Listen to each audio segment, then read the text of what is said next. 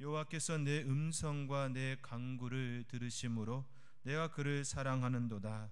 그의 귀를 내게 기울이셨으므로 내가 평생에 기도하리로다. 시편 116편 1절 말씀이지요. 여호와께서는 자기에게 간구하는 모든 자, 곧 진실하게 간구하는 모든 자에게 가까이 하시는도다. 그는 자기를 경외하는 자들의 소원을 이루시며 또 그들의 부르짖음을 들으사 구원하시리로다.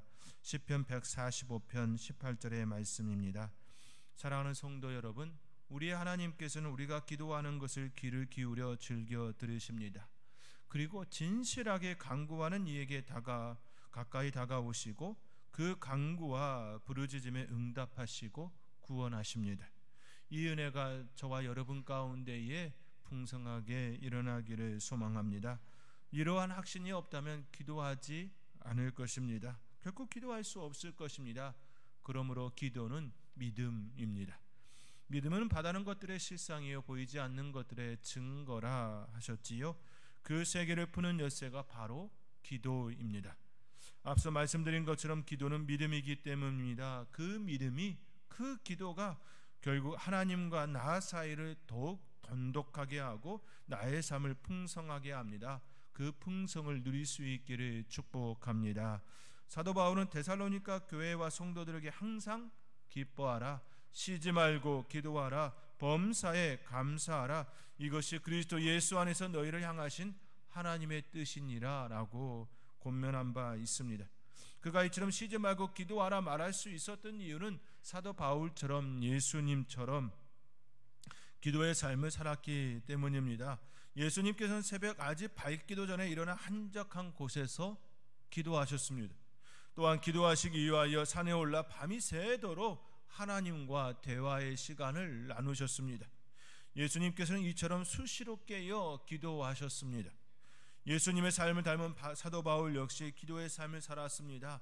오늘 본문은 바울이 빌립보 교회와 성도들을 위하여 기도하는 기도의 내용입니다. 그리하여 오늘은 무엇을 위해 기도하였는지 함께 생각해 보기를 원합니다. 오늘 본문에 나타난 기도는 두 개의 구조로 형성되었습니다. 하나는 9절과 10절로 사랑에 대하여 언급된 구조이고 말씀이고, 다른 하나는 11절의 말씀으로 의의 열매를 통한 하나님의 영광과 찬송이 되는 그 말씀입니다. 이를 조금 더 설명하면 9절과 10절은 성도로서의 신앙과 삶의 태도를 다루고 있다면 11절은 삶의 목적을 다루고 있습니다. 달리 말하면 의의 열매, 그 의의 열매를 통하여 하나님의 영광과 찬송이 되는 신앙인의 삶의 목적을 다루고 있고, 또 하나 사랑은 삶의 방식, 삶의 자세, 삶의 태도를 다루고 있는 부분이지요. 이 두 가지는 서로가 유기적으로 연결되어 있습니다. 삶의 방향이 어긋나면 삶의 방식이 아무리 좋은 모습을 가졌다 할지라도 잘못된 결과를 가져올 수 있습니다. 또한 삶의 방식이 잘못되면 좋은 방향을 설정하였다 할지라도 파렴치한 삶이 될 수밖에 없습니다. 그러므로 삶의 목적과 삶의 태도는 분리할 수가 없습니다. 늘 유기적으로 잘 연결되어져 있는 것이지요. 사도 바울은 매우 짧은 이 기도 속에 그들에게 바라는, 그리고 하나님께서 그들의 삶에 진정으로 역사되기를 원하는 것을 매우 함축하여 담아내고 있습니다. 이제 바울의 기도의 내용에 대해 함께 생각해 보겠습니다. 첫째로 사도 바울은 그들이 사랑이 풍성하기를 기도합니다. 우리 9절의 말씀, 오늘 본문 9절의 말씀입니다. 우리 함께 9절의 말씀을 함께 읽겠습니다. 내가 기도하노라.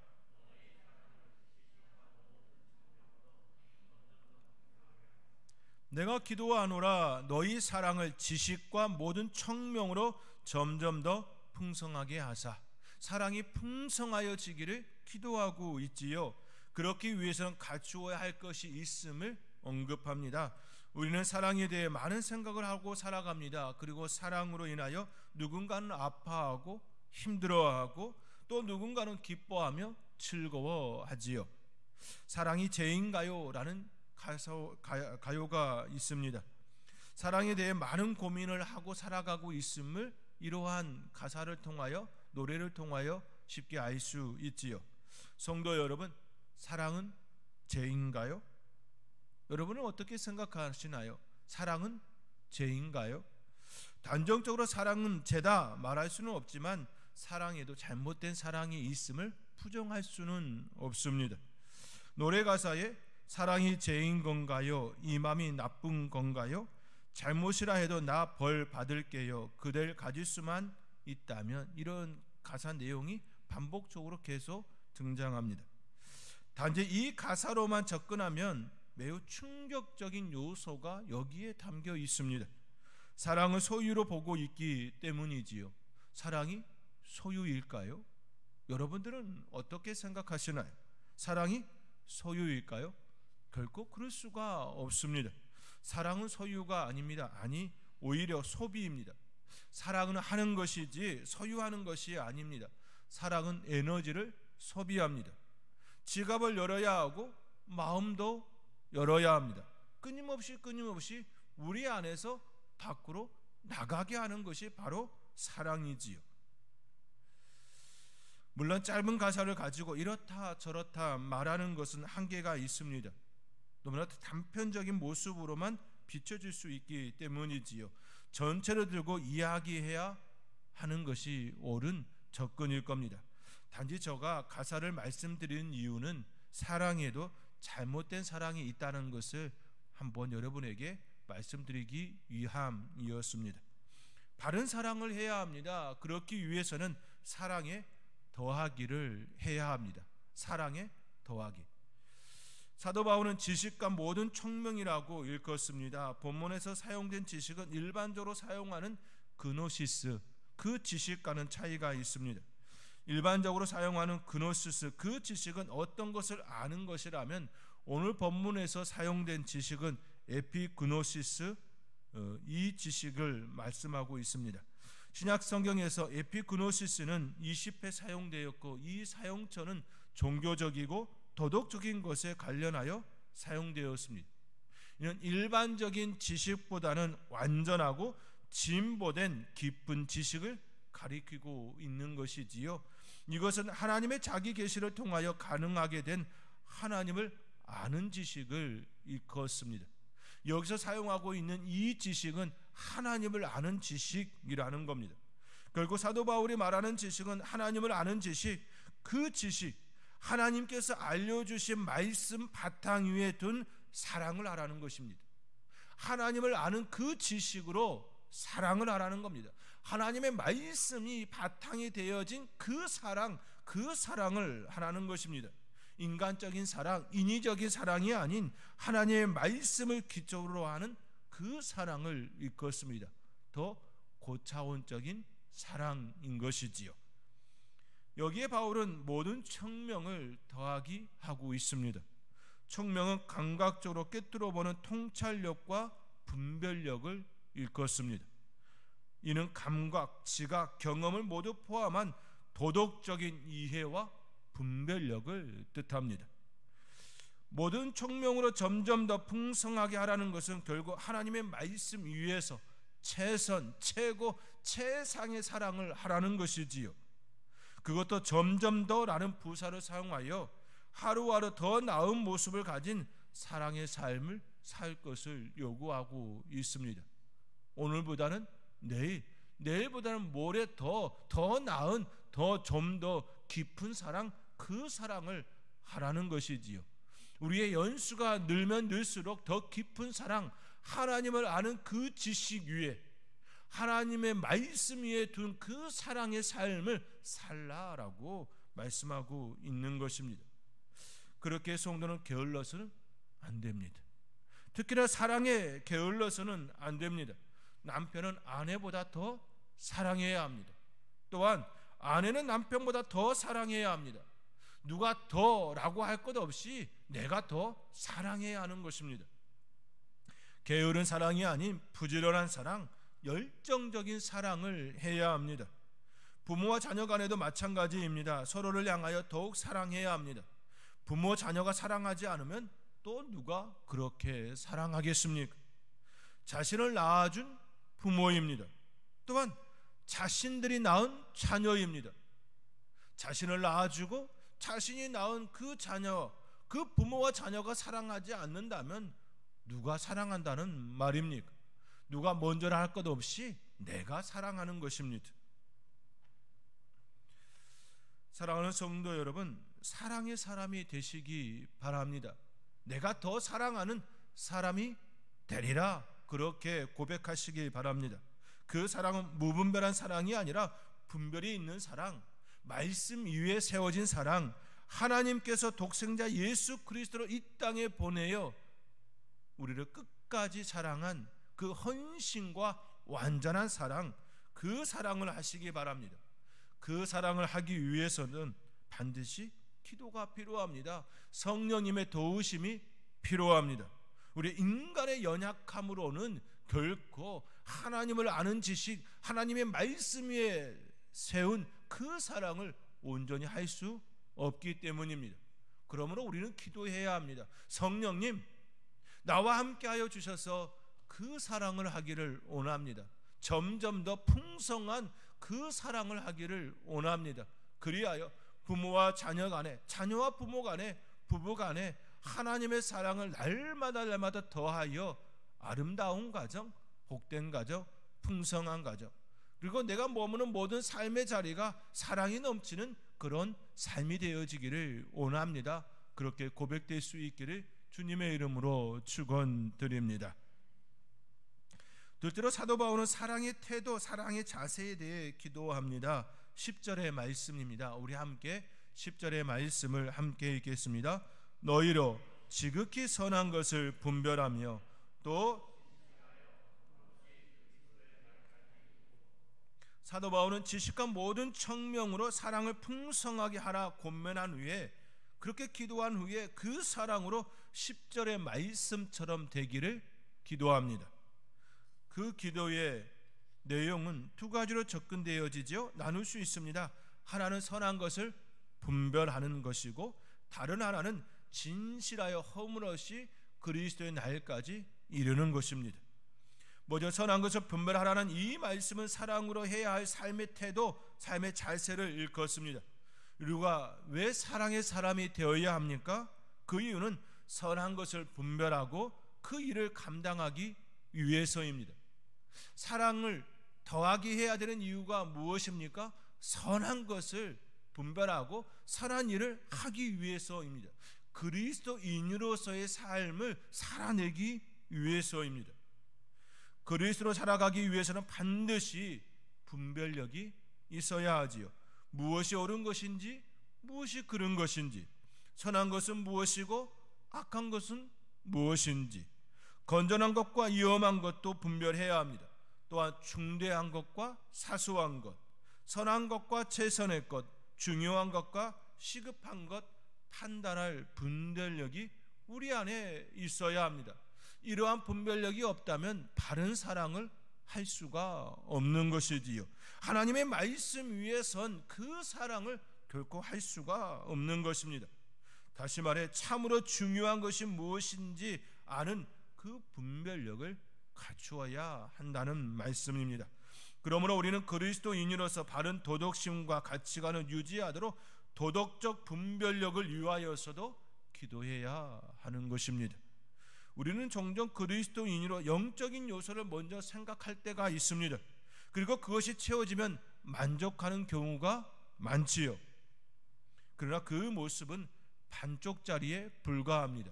그리스도인으로서 영적인 것에만 신경 쓰고 있다면, 그것에만 만족해야 하고 있다면 반쪽짜리 신앙인, 반쪽짜리 모습일 뿐인 것이지요. 그리스도인은 영적인 요소뿐만 아니라 도덕적, 사회적 요소들도 함께 분별할 수 있어야 합니다. 영적인 것도 채워야 하고 도덕적, 사회적인 것도 채워야 하는 것이지요. 그렇기에 그리스도인의 삶이 더 어려운 것입니다. 함께 병행해야 하기에 영적인 것도 도덕적, 사회적인 것도 함께 갖추고 생활해야 하기에 더욱더 그리스도인의 삶이 일반 세상의 사람들보다, 하나님을 믿지 않는 사람들보다 더 어려운 삶인 것입니다. 그러므로 하나님의 이름으로 살아간다는 것은 결코 쉬운 일이 아닙니다. 특히나 우리의 삶의 터전이 사회이고 세상이기 때문입니다. 세상 사람들과 더불어 살아내야 하는 그 세상에 우리가 발을 담고 있기 때문에 더 어려운 삶인 것입니다. 사도 바울은 이 사실을 알기에 그들이 지극히 선한 것을 분별하며 진실하여 허물 없이 그리스도의 날까지 이르기를 기도하는 것입니다. 그렇기에 그 사실을 너무나도 잘 알고 있기에 영적인 것과 도덕적 사회적인 이 모든 것을 두루 갖춘 그런 삶, 그런 사랑의 삶을 살아내야 하기에 그들을 위하여 진실하여 허물 없이 그리스도의 날까지 이르기를 기도하고 있는 것입니다. 바울의 이 기도는 사랑의 지속성을 가리키고 있기도 합니다. 우리의 사랑은 언제까지입니까? 언제까지 우리는 사랑해야 하는 것입니까? 바로 그리스도의 날까지입니다. 이것이 바로 성도의 삶입니다. 젊은 때만 하나님의 일을 하는 것이 아닙니다. 젊은 때만 하나님의 사랑을 하는 것이 아닙니다. 죽음에 이르는 그 순간까지 사랑하며 사는 것입니다. 사랑은 끝이 없어야 합니다. 오늘도 내일도 모레도 내 생명 다할 때까지 그 사랑을 하며 사는 삶이어야 합니다. 종종 우리 주위에는 마음에 없는 말을 하는 경우가 있습니다. 예를 들어 늙으면 죽어야지 하는 말입니다. 그렇다고 진정으로 죽고 싶은 것 아니지요. 물론 그 마음속에 하나님의 나라에 가고 싶다고 하는 그 갈망과 소망은 부정하는 것은 아닙니다. 그렇다고 하여 그 속마음을 보면 나를 한번 알아봐 달라라고 하는 표현이 그 안에 더 많이 담겨 있음을 우리는 너무나도 잘 알고 있습니다. 그렇다 할지라도 그 마음을 충분히 이해되지만 그리스도인은 그러한 말을 입 밖으로 꺼내서는 아니 되는 것입니다. 늙으면 죽어야지 하는 것이 아니라 늙으면 더욱더 하나님의 사랑으로 살아야지, 날마다 그 사랑으로 살아야지 하는 말을 내 입에 두는 것입니다. 그렇게 고백하시며 기도하시기 바랍니다. 이것이 바로 하나님께서 우리에게 원하시는 삶의 자세입니다. 끝까지 그리스도의 날까지 나는 사랑하며 살아가리라. 지속적으로 늘 끊임없이 하나님의 사랑으로 살아가리라. 사랑하는 성도 여러분, 그리스도의 삶의 자세는 내가 원하는 때, 내가 하고 싶은 때가 아닙니다. 우리의 삶의 자세는 하나님께서 원하시는 때, 그분께서 나를 부르실 때까지입니다. 그렇게 사도 바울은 진실하여 허물 없이 그리스도의 날까지 이르기를 기도하고 있는 것입니다. 빌립보 교회와 성도들을 위하여 그렇게 기도하고 있는 것입니다. 이 기도가 우리의 기도가 되기를 소망합니다. 어느 집 이야기입니다. 어느 날 학교에서 돌아온 딸이 아이고 배야, 엄마 배가 아파 죽겠다며 떼굴떡을 구릅니다. 그 엄마가 아무리 생각해봐도 이 녀석이 배가 아플 이유라고는 없었습니다. 다른 가족들도 모두 상태가 좋았기 때문입니다. 음식을 잘못 먹은 게 아니란 말이겠지요. 그래서 이렇게 그 엄마가 그 아이에게 처방을 내립니다. 얘야, 속이 비면 가끔 배가 아픈 법이란다. 얘야, 속이 비면 가끔 배가 아픈 법이란다. 뭘 조금 먹어버렴. 아이는 바나나랑 빵을 맛있게 먹었습니다. 그랬더니 신기하게도 그렇게 아프던 배가 말짱하게 나았습니다. 몇 시간 후에 아빠가 퇴근하였습니다. 회사 일에 스트레스가 쌓이고 골치가 아팠던 아버지는 집에 들어서자마자 아이고 고리야 하며 울상을 짓습니다. 그랬더니 딸이 아빠에게 다가와 이렇게 말합니다. 아빠, 머리가 비면 가끔 머리가 아플 수가 있어요. 골 좀 채워보세요. 이렇게 얘기했다는 것이지요. 아이의 경험이 아빠에게 투사된 이야기입니다. 우스갯 이야기이지만 깊이 생각해 볼 만한 이야기거리이지요. 우리는 무엇이 비었을까요? 사랑은 가지려 하면 영원히 채울 수가 없습니다. 사랑은 하는 것입니다. 사랑을 할 때 채워지고 풍성해지며 그리스도의 날까지 이룰 수 있습니다. 우리 하나님께서도 우리를 향하여 사랑하셨습니다. 사랑은 우리가 먼저 한 것이 아니라 하나님께서 먼저 하셨다라고 우리에게 분명하게 말씀하셨습니다. 모든 것들을 다 준비하시고 우리에게 다가오신 분이 바로 우리의 하나님이십니다. 사랑을 할 때에 채워지는 것입니다. 사랑을 할 때에 그리스도의 날까지 그리스도인으로서의 바르게 살아낼 수가 있는 것입니다. 저는 선돌교회가 50주년을 맞이하여 사랑하며 사는 선돌교회, 사랑의 전령사로 날마다 그 풍성함을 더하는 교회, 그리하여 거룩한 성도, 견고한 교회 되기를 소망합니다. 그러한 뜻을 품고 날마다 사랑의 삶을 살아가리라. 하나님의 뜻을 이루는 복된 성도가 되리라. 그렇게 기도하며 승리하는 저와 여러분의 삶이 되어지기를 주님의 이름으로 축원드립니다. 마지막으로 사도 바울은 삶의 목적에 관해 기도합니다. 오늘 본문 11절의 말씀입니다. 우리 함께 11절의 말씀 함께 읽겠습니다. 예수 그리스도로 말미암아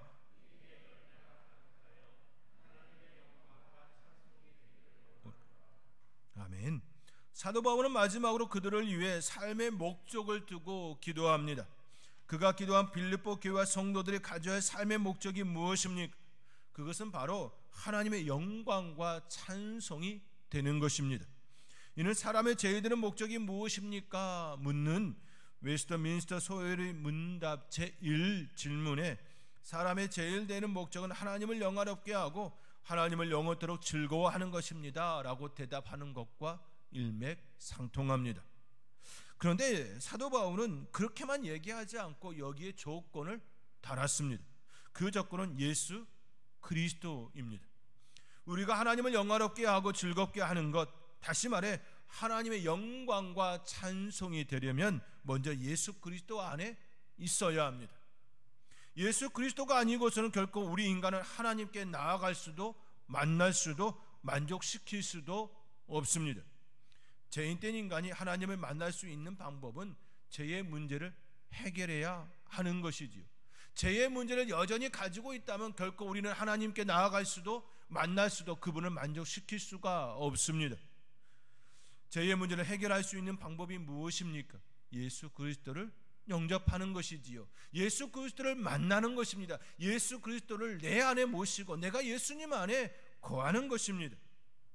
그렇게 사도 바울은 예수 그리스도로 말미암아 의의 열매가 가득하여 라고 말씀하고 있는 겁니다. 예수 그리스도로 말미암아 의의 열매가 가득하여 하나님의 영광과 찬송이 되기를 원한다라고 기도하고 있는 것이지요. 하나님의 영광과 찬송이 되기 위하여서는 반드시 조건이 있는데 그 조건은 예수 그리스도로 말미암아 예수 그리스도 안에서 구원의 은혜를 입은 자만이 의의 열매를 맺을 수 있고 그럴 때에 하나님의 영광과 찬송이 될 수 있습니다. 의의 열매는 인간의 공로로 얻는 것이 아닙니다. 인간의 수고와 헌신으로 되는 것이 아닙니다. 오직 예수 그리스도 안에서 가능합니다. 예수 그리스도 안에 있는 자만이 의의 열매를 맺을 수 있습니다. 예수님께서도 분명하게 제자들에게 말씀하셨습니다. 나는 포도나무여 너희는 가지라. 그가 내 안에 내가 그 안에 거하면 사람이 열매를 많이 맺나니 나를 떠나서는 아무것도 할 수 없습니다. 너희가 내 안에 거하고 내 말이 너희 안에 거하면 무엇이든지 원하는 대로 구하라. 그리하면 이루리라. 너희가 열매를 많이 맺으면 내 아버지께서 영광을 받으실 것이요 너희가 내 제자가 되리라. 요한복음 말씀 속에 분명하게 우리에게 말씀하셨습니다. 예수님 안에, 내가 예수님 안에, 그러할 때 우리는 열매를 맺을 수 있습니다. 그 열매를 많이 맺으면 내 아버지께서 영광을 받으신다라고 말씀하시고 내 제자가 되리라 말씀하셨습니다.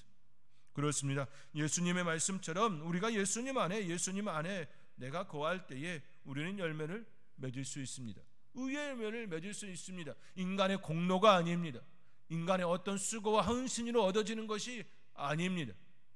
하나님께서 주시는, 예수님께서 주시는 그 영양분이 우리 안에 나타날 때에 그것이 열매로 나타나는 것입니다. 성경은 늘 한결같이 동일하게 우리에게 말씀하고 있습니다.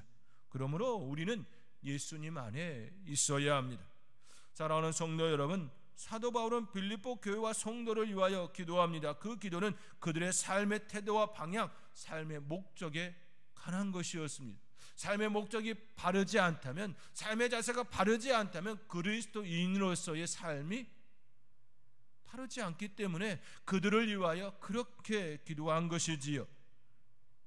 삶의 목적이 바르지 못하면 결코 성공한 삶이라 할 수 없습니다. 세상의 부와 권력, 권세와 명예를 가진다 해도 그것은 성공한 삶이라 말할 수 없습니다.